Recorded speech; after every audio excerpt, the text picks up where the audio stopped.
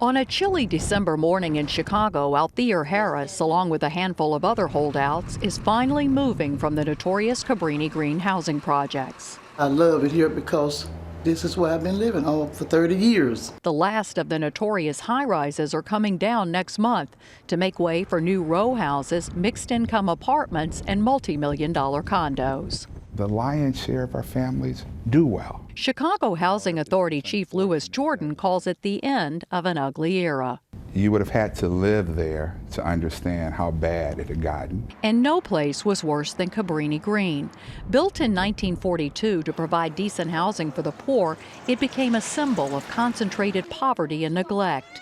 Gangs ruled entire buildings. Residents were terrorized by violence. Snipers fired at police, elderly residents, even innocent children. In this image of people looking out at the world through steel fencing made Cabrini seem more like a prison than a place to live. These kind of things kind of like break your spirit down. Tearing down Cabrini is part of a $1.6 billion overhaul of public housing in Chicago.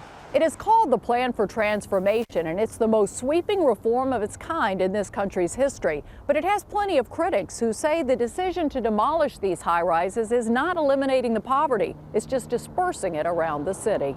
Janet Smith co-authored a report on the city's progress that found only 15% of displaced families are living in the new developments that replace Cabrini-Green. Well, we have to ask that question of what's happened to those families and who is this plan for transformation going to really benefit when it's done. In all, more than 26,000 families have been affected. The agency has relocated more than 12,000.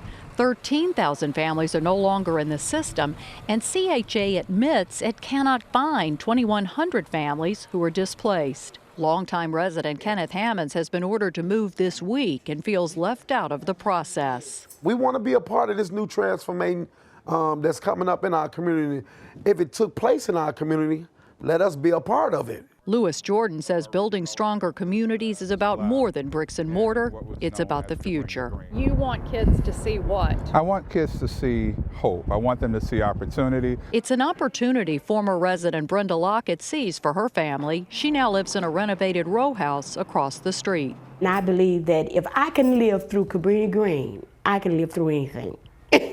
A transformation that often requires tough choices for the city and for the people that once called Cabrini-Green home. Cynthia Bowers, CBS News, Chicago.